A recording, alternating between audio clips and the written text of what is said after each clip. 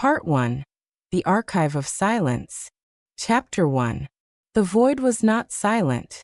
Dr. Kalen Vance knew this better than anyone. He floated in the central observatory of the Evum station, a solitary outpost tethered to the swirling, rust-colored majesty of the gas giant Persephone.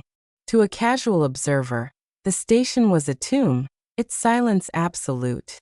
But Kalen, with his sensitive equipment and trained ear, was no casual observer. He listened to the universe's private conversation. The hum of the station's life support was his baseline, a C-sharp that vibrated through the deck plates. The staccato click of the radiation shields adjusting was his metronome.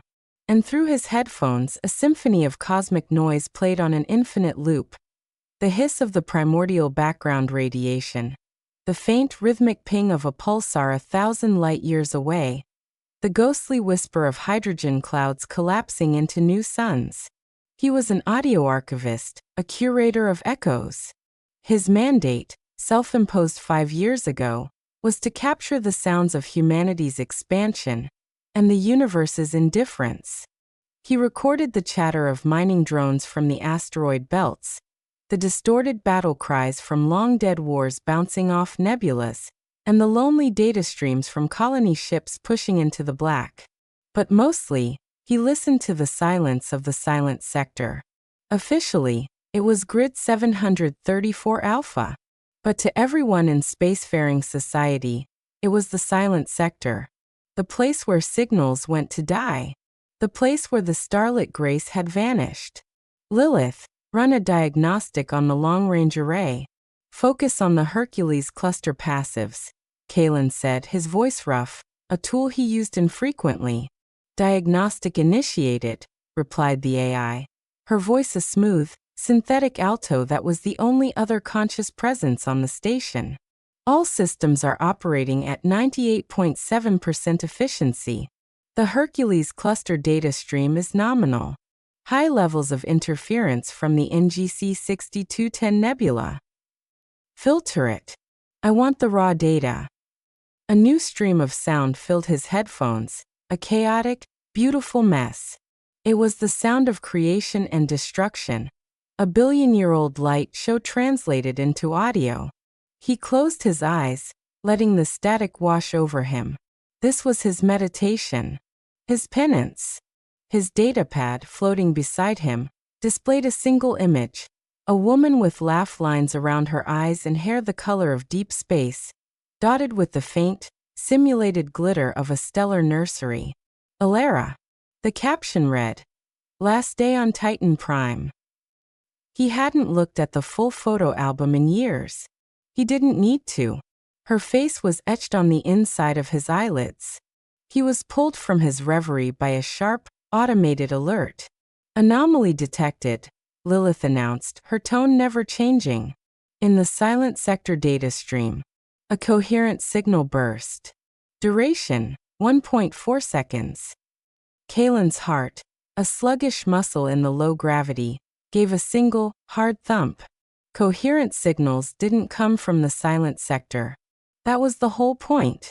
Define coherent, he commanded, his fingers already flying across a holographic interface, pulling up the spectral analysis. Modulated. Narrowband. Bearing the characteristics of a human-generated audio transmission. Impossible. It was a ghost. A phantom. A piece of space junk reflecting an old broadcast. It had to be. Play it. The sound that came through his headphones was shredded, torn apart by distance and interference. It was a cacophony of screeches and pops. But beneath the noise, was it a voice? A single, mangled syllable? Clean it up, Lilith. Use the Zenling protocol. The one I developed for the Scian transmissions. Processing. The signal-to-noise ratio is exceptionally low. This will take several minutes. Those minutes stretched into an eternity. Kalen stared at the frozen image of Alara. A cold dread, one he had worked for 5 years to suppress, began to uncoil in his gut. The silent sector was a wound in the cosmos, and someone was poking at the scar tissue. Processing complete, Lilith said. Playing isolated audio. The static fell away, peeled back by the station's formidable processing power. What was left was a single, clear, unmistakable word. It was a man's voice, laced with panic, a scream torn from the depths of a dying ship. Breach. Then nothing. The static returned. Kalen sat in the sudden crushing silence, his blood running cold. He knew that voice. It was Captain Idris of the Starlit Grace. It was a voice from a ship-wide distress call that had never been sent, from a disaster 5 years in the past. He was listening to a ghost. And the ghost was screaming. Chapter 2. The Evam station was a wheel of 3 concentric rings rotating slowly around a central spire. The observatory was at the very tip, the only part that remained still, a needle pointing eternally at the stars. Kalen's living quarters were in the innermost ring, where the centrifugal force provided a semblance of gravity. He preferred the observatory's weightlessness. It felt more like the void, more honest. He couldn't sleep. The single word, breach, echoed in his mind, a splinter he couldn't dig out. He had run the analysis a dozen times. The signal was real. Its point of origin was a patch of empty space that corresponded almost exactly with the Starlit Grace's last known coordinates. The timestamp was a problem. The data stamp was current, but the signal itself was a phantom, a perfect replica of a moment frozen in time. Lilith cross-referenced the signal's carrier wave with all known human and xenoarchaeological communication models. Cross-referencing. No matches found. The carrier wave structure is unique. Define unique. It does not conform to any standard physics model for interstellar transmission. It appears to be a byproduct of another, far more energetic, phenomenon. A phenomenon. Kalen floated back to the observatory, drawn to the viewport. The silent sector wasn't visible from here. It was a direction, a concept. But he stared in its general direction anyway. What kind of phenomenon could capture a moment of terror and broadcast it across light years, 5 years after the fact? He pulled up the public inquest into the loss of the Starlit Grace.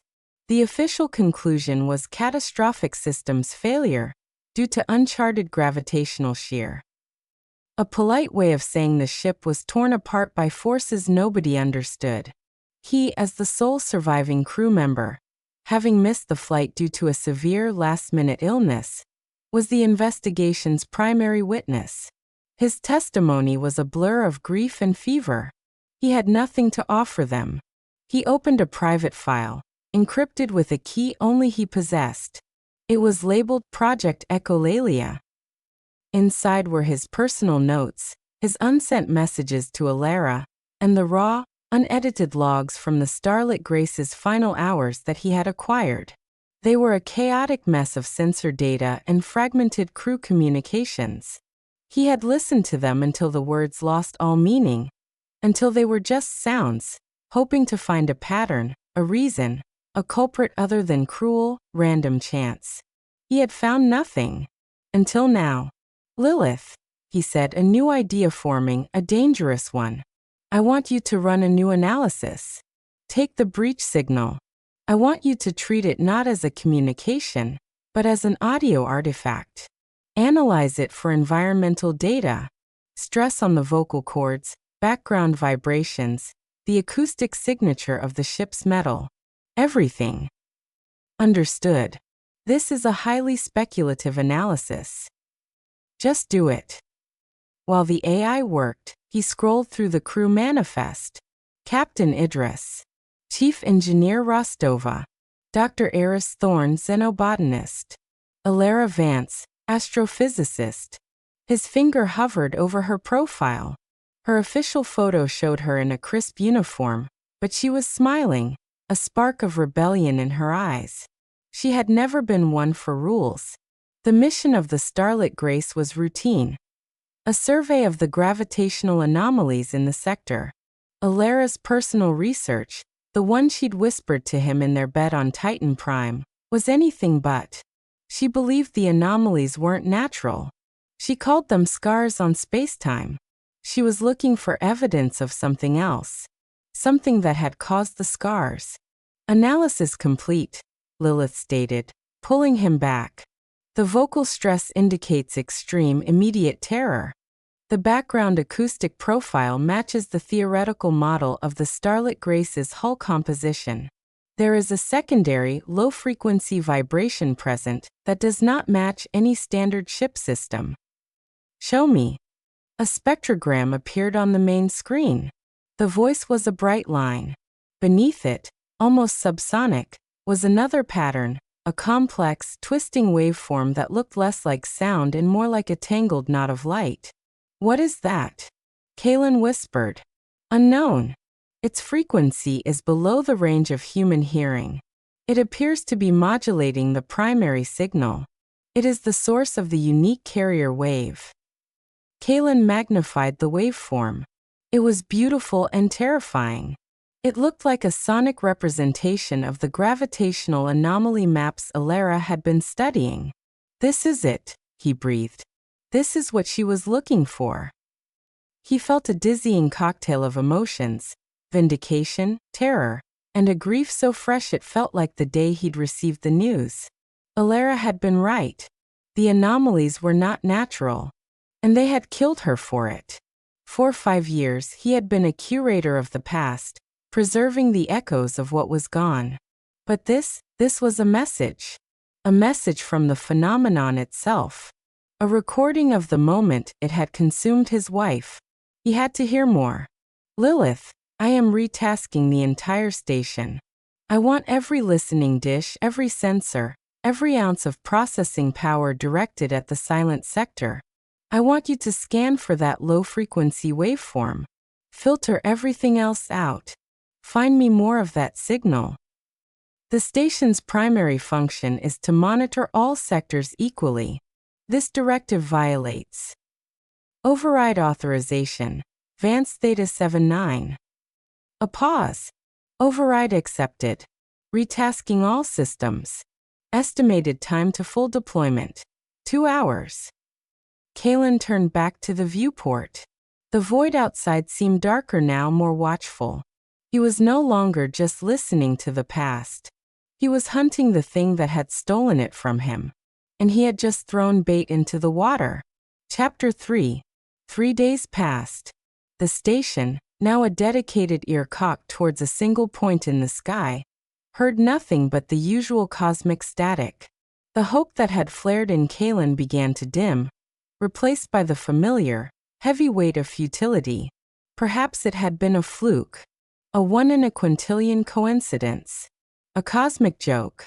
He was in the galley, forcing down a tasteless nutrient paste, when Lilith's voice came through the speaker, sharper than usual. Dr. Vance. I have detected another signal burst. The waveform is a 99.8% match. Kaylin was on his feet in an instant, the paste forgotten. Observatory. Now. He launched himself through the station's corridors, hand over hand on the guide rails, his heart hammering against his ribs. He slid into his chair in the observatory and fumbled for his headphones. Play it. This signal was longer. 3 seconds. The same horrific screech of tearing metal, the same chaotic panic of alarms. But this time, through the storm of noise, a different voice emerged. It was a woman, her voice tight with focus, a stark contrast to Captain Idris's panic. Data is off the scale. It's not a singularity, it's a resonance. It's answering us. The signal dissolved into a wave of pure, undifferentiated noise. The same subsonic waveform, but now so powerful it overwhelmed everything else. Then silence. Kaylin played it again. And again. He didn't recognize the voice. It wasn't Alara. It must have been another scientist, maybe Dr. Thorne. But the words. It's answering us. What the hell were they doing out there? Lilith, triangulate the source. Is it the same location? Negative. The point of origin has shifted by approximately 5 astronomical units. The signal is moving. A moving signal. A phenomenon that could travel. This defied every law of physics he knew. Continue monitoring. Maximum sensitivity. The next signal came 12 hours later. It was weaker, more fragmented. A burst of static, a cry of pain, the shriek of overstressed alloys. And then, a voice that stopped Kaylin's heart mid-beat. It was Alara. Her voice was calm, but there was an undercurrent of awe, of terrifying discovery. She wasn't screaming. She was reporting. Kay, if you get this, the models were wrong. It's not a destructive force. It's a recorder. A perfect quantum recorder. It's not tearing us apart, it's reading us. Every atom. Every thought. It's making an echo. Kaylin's breath caught in his throat. He could see her, strapped into her station, her eyes wide, her fingers flying across her console even as the world ended around her. She wasn't facing death. She was facing the greatest discovery in human history. The signal broke up, swallowed by the rising tide of the anomalous waveform. But just before it cut out completely, her voice returned, clear and close, as if she were whispering right into his ear. It's beautiful. Then the true silence returned. Kaylin sat in the dark for a long time, the headphones a dead weight on his head. Tears streamed down his face, cool and unwiped. She hadn't been afraid. At the end, she had found wonder. Her words replayed in his mind. A recorder. A quantum echo. The signals weren't ghosts. They were recordings. Playbacks. The phenomenon, whatever it was, had captured the death of the starlit grace and was now, for reasons unknown, broadcasting it back out into the universe. And then came the fourth signal. It was the strongest yet. Clean, almost studio quality. There was no background noise. No tearing metal. No alarms. Just Alara's voice, calm and clear, filled with a warmth that made his soul ache. The patterns here are beautiful, Kay. Like nothing I've ever seen. It's not a nebula. It's a luminous veil. It shimmers. I wish you were here to see it. I'm recording this for you. I have a feeling this changes everything. He knew this one wasn't from the disaster. The tone was all wrong. This was the Alara from their home, sharing an exciting find. It was a personal message. Lilith, he whispered, his voice raw. The timestamp. The origin. Timestamp. 9:14 Standard Galactic Time. Today. Point of origin Lyra 7. Kaylin's blood ran cold. Lyra 7 was a desolate, unexplored planet on the far side of the silent sector. It was light years from the Starlit Grace's last known position. It was impossible. Verify it. Verified. The signal originated from the planetary body designated Lyra 7. The transmission lag is consistent with the distance. This was no longer a recording from the past. This was a new message. A message from a place his wife could never have been. The phenomenon wasn't just playing back the past. It was creating in the present. It had taken Alara's voice, her essence, and was broadcasting it from a new location. It was an echo that had learned to talk back. The solitude of the Evam station, once his shield, now felt like a prison. The archives of sound, his life's work, were suddenly meaningless. There was only one sound that mattered now, and it was calling to him from a dead world light years away. He had to go there. He had to find the source of the echo. He had to find out if, in some way he couldn't yet comprehend, a part of Alara was still alive in that luminous veil. He opened a channel to the wider comms network, navigating to a sector known for its discreet and morally flexible transport services. He typed out a message, his fingers trembling with a purpose he hadn't felt in 5 years. To any vessel capable of a long-haul nullspace jump to the Lyra 7 system. I require passage. Payment is substantial. Destination is hazardous. Reply to Dr. Kalen Vance, Evum Station. He stared at the send button for a full minute, the image of Alara's smiling face burning in his mind. He was no longer an archivist. He was a hunter. And he was about to step out of his cage and into the void. He pressed send. Chapter 4. The Scavenger's Hope. The docking clamps of the Scavenger's Hope engaged with a series of jarring, metallic thuds that echoed through the Evum station's spine. Kalen stood in the airlock, a single duffel bag slung over his shoulder. It contained little more than a changes of clothes, his personal datapad, and a high-fidelity portable audio rig, his own design. It was all he needed. Everything else was noise. Lilith's voice was calm in his ear. The transport vessel has secured docking. Atmospheric integrity confirmed. Dr. Vance, I must reiterate my recommendation against this course of action. The probability of a non-viable outcome is 87.3%. I'm not looking for a viable outcome, Lilith, Kalen said softly, his eyes fixed on the airlock door. I'm looking for the truth. The two are not mutually exclusive, but in this instance, they are strongly correlated in a negative direction. A faint smile touched Kalen's lips. Noted. Maintain the station. Keep listening. If you get another signal, archive it. And if I'm not back in 3 months, well, you know what to do. Ido. Good luck, Dr. Vance. The comm link went dead. The silence that followed was different from the one he was used to. It was the silence of a severed tether. He took a deep breath and hit the cycle command. The inner door hissed shut behind him. For a moment he was in a perfect, sterile tomb. Then the outer door slid open, revealing the connecting umbilical. It was cold, dimly lit, and smelled of ozone and stale sweat. At the far end was another airlock, already open, revealing the interior of the Scavenger's Hope. The transition was like stepping from a library into a machine shop. The air was thick, recycled one too many times.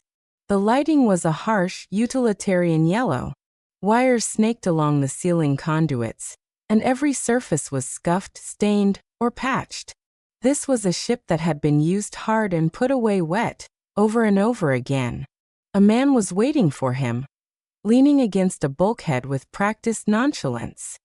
He was tall and lean, with a face that looked like it had been used as a punching bag, and then poorly reassembled. A faded tattoo of a coiled serpent peeked out from the collar of his flight suit. His eyes, the color of flint, scanned Kalen with a dismissive efficiency. Vance? The man grunted. That's me. Your Commander Rourke? The one and only. Welcome to the only hope you've got, Rourke said, pushing himself off the bulkhead. He didn't offer to shake hands. Let's get one thing straight, document. This is my ship. My rules. Your cargo that pays. You don't touch my controls, you don't question my orders, and you don't bring your ghosts on my bridge. Understood. Kalen met his gaze, trying to project a confidence he didn't feel. Understood. I just need to get to Lyra. 7. Rourke let out a short, humorless bark of laughter. Yeah, you and every other fool with a death wish. Come on. Stow your gear. We break orbit in 10. He led Kalen through the ship's cramped corridors. It was a labyrinth of exposed piping and low-hanging conduits. Kalen had to duck more than once. They passed an open hatchway to the engine room, and a wave of heat and the smell of superheated metal washed over them. A giant of a man was half inside an open-access panel, his shoulders straining the fabric of his coveralls. Rigel. Rourke snapped. Stop fondling the motivator, and get us prepped for the jump. The giant Rigel pulled himself out. He had a broad, placid face and eyes that held a quiet, simple intelligence. He gave a single, slow nod to Rourke, then his gaze drifted to Kalen. He didn't speak, just stared for a moment too long before turning back to his work. Don't mind him, Rourke said, guiding Kalen to a small Spartan cabin. He's not much for talk, but he can fix anything with a pulse and a power source.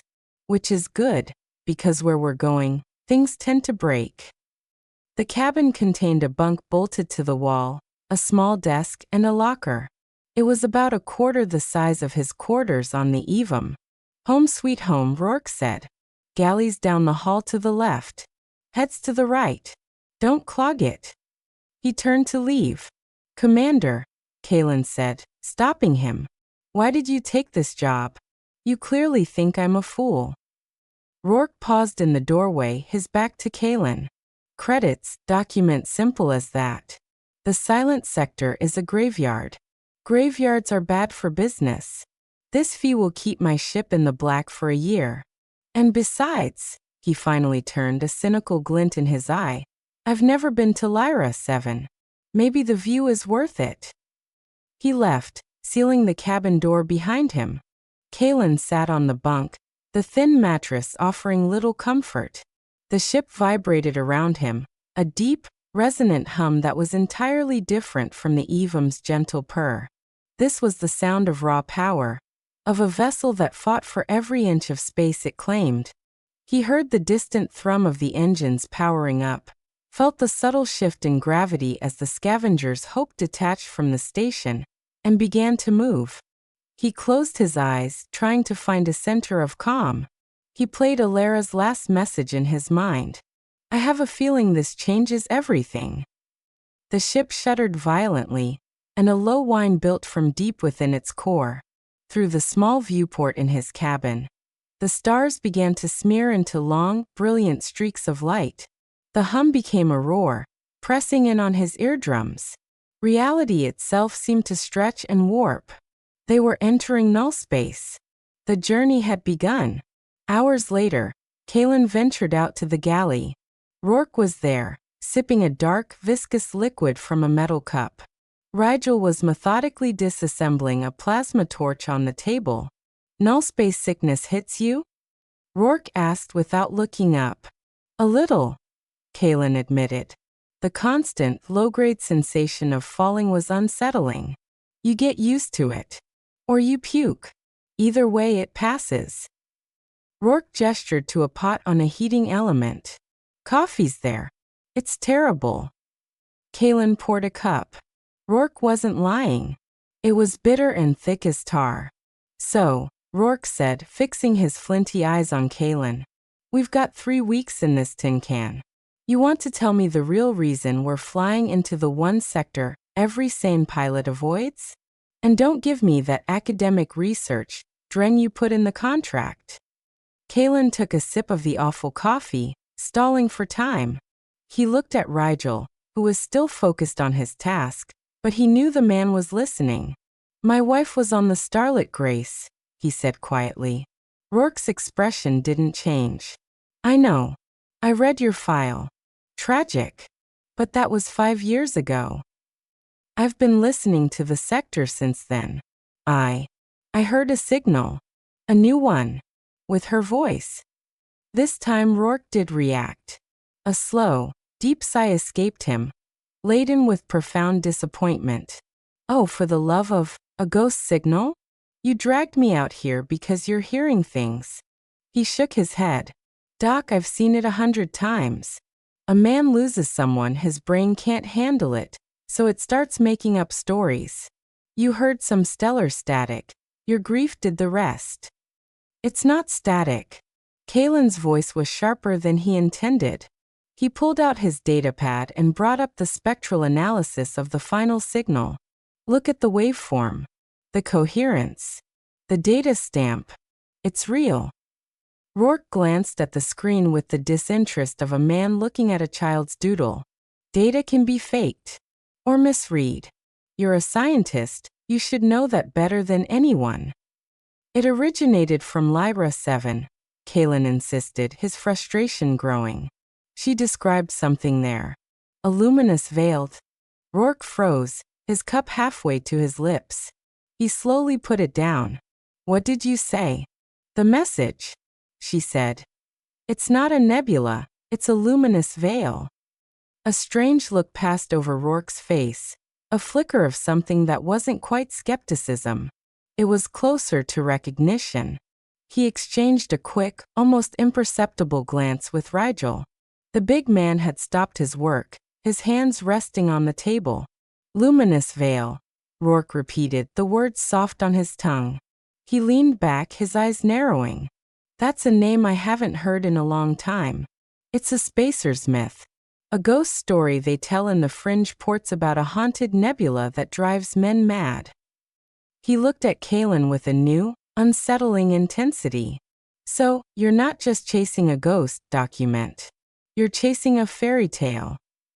Before Kalen could respond, the ship-wide comm crackled. Rourke to the bridge. Rourke's own recorded voice announced, a pre-programmed alert. We've got a null space fluctuation. A big one. Rourke was on his feet in an instant, all conversation forgotten. Rigel with me. He shot a final look at Kalen. Stay here. And strap in. This is about to get bumpy. The two men hurried out, leaving Kalen alone in the galley. The ship was beginning to vibrate again, but this time it was a jarring, irregular shudder. The lights flickered. Kalen clutched his datapad, the analysis of Alara's signal still glowing on the screen. Rourke had recognized the name. It wasn't just a myth to him, it was a memory. And the look in his eyes hadn't been just cynicism. It had been fear. The scavenger's hope lurched violently, throwing Kalen against the wall. The fairy tale was turning into a nightmare, and they were only just beginning. Final chapter. Not an echo but a refraction. The world inside the luminous veil was not a place. It was a state of being. The scavenger's hope hung, suspended not in space, but in a substance of pure, shimmering light. There was no up or down, no left or right. The laws of physics were not just broken. They had been rewritten by a mad poet. Outside the viewport, fragments of reality drifted past. A glimpse of the starlit Grace's bridge, a shard of Lyra 7's crystalline surface, the interior of Kalen's old quarters on Titan Prime, all overlapping and bleeding into one another like wet watercolors. The ship's systems were dead, all but the internal life support, which whined in a desperate, failing pitch. Report. Rourke yelled from the pilot's chair, his hands gripping the controls uselessly. Rigel, strapped into the engineering station, shook his massive head. His console was a sea of red warning lights. Nothing. Engines are gone. Nav is gone. Comms are pure static. We're dead in the water. He lacked a better word. Kalen ignored them. He was hunched over his portable audio rig, his headphones on, his eyes closed.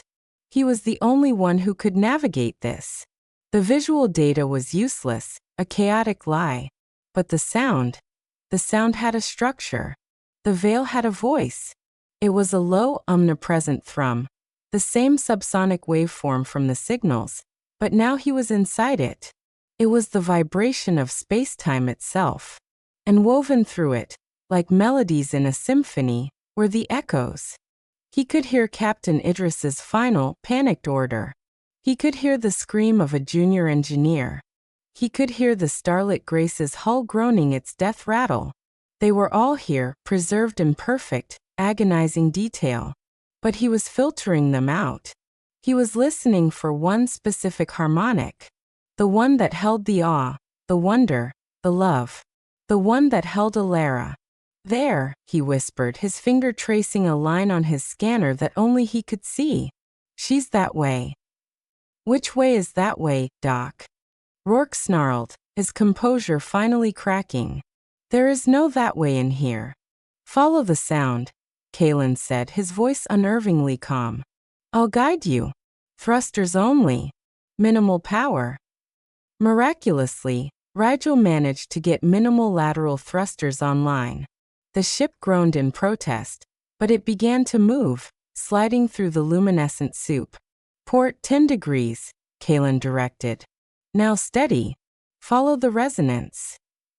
They drifted through a nightmare gallery. A ghostly image of Rigel himself, sweating over a different engine, flickered past the port viewport. Rourke flinched, seeing a younger version of himself arguing with a woman in a portside bar. The veil was reflecting them, too. It was reading their atoms, their memories. Stop, Kaelin said suddenly. Ahead of them, the chaos of light and shadow coalesced. The wreckage of the starlit grace was there, but it was no longer a shattered hull. It was reconstituted, a phantom ship made of light, whole and pristine.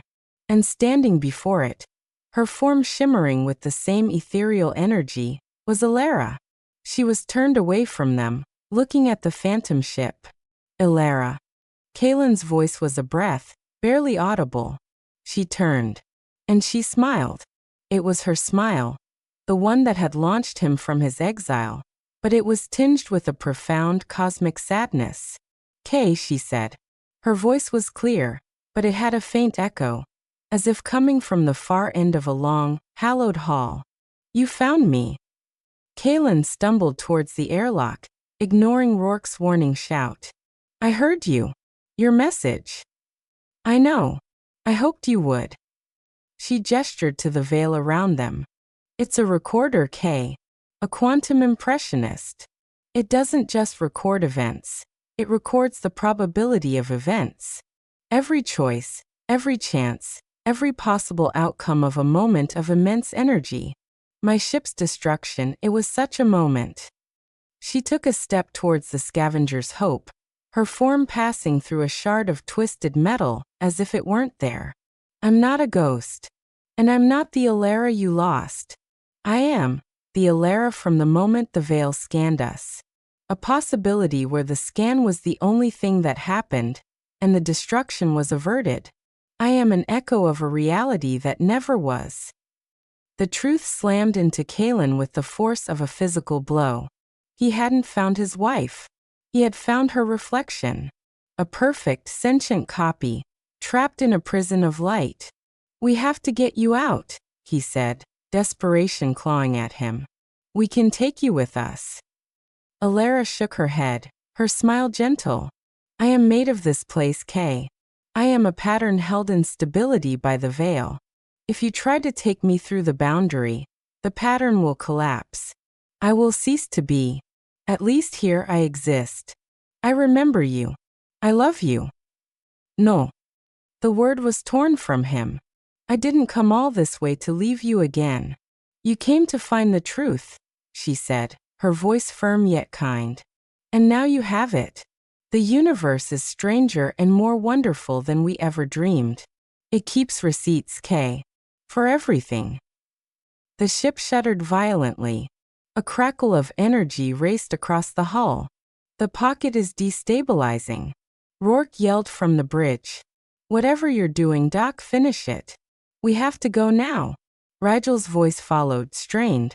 I have a slingshot trajectory calculated. One shot, Rourke.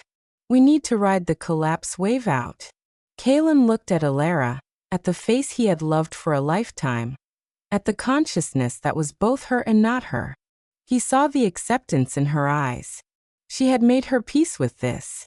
Go, Kay, she whispered. Live your life. Don't spend it in silence.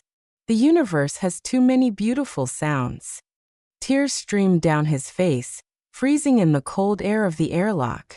He knew she was right. To try and take her was to destroy her. To leave her was to honor the perfect, impossible echo of what they had been. I love you, he said, the words finally freeing themselves from the prison of his grief. I never stopped. I know, she said. And I love you. In every possible reality. She began to fade, her form dissolving back into the shimmering light of the veil. The phantom image of the starlit grace wavered and broke apart into a million motes of brilliance. Kaelin slammed the airlock control and staggered back to the bridge, collapsing into the co-pilot's chair. Do it, he rasped. Rourke didn't need to be told twice. He fired the thrusters. The scavenger's hope surged forward, caught in a sudden, violent tide of collapsing energy. The light outside the viewports flared a blinding white. And then with a final gut-wrenching lurch, it was gone. They were back in the black. The real, honest black of normal space. The jagged, dead surface of Lyra, 7 hung below them. The luminous veil was gone, vanished as if it had never been. Silence descended upon the bridge, broken only by the steady, beautiful beep of systems coming back online. Rourke finally let out a long, shaky breath. He looked over at Kalen, who sat staring into the void, his face a mask of exhausted sorrow. "Doc," Rourke began, uncharacteristically hesitant. "Don't," Kalen interrupted softly. "Just get us home." Rourke nodded and turned back to his console. Kalen looked out at the stars, clean and sharp and distant. The silence of the cosmos was no longer a weight. It was a canvas. He could still hear it. The low thrum of the universe, the faint whisper of the solar wind, the steady, reliable hum of the ship's engine. He had gone into the void to find an echo of his past. He had found something else entirely. He had found that love, like energy, could neither be created nor destroyed. It could only be transformed. From a memory into a ghost, from a ghost into a quest, and from a quest into a final, peaceful acceptance. He was no longer an archivist of silence.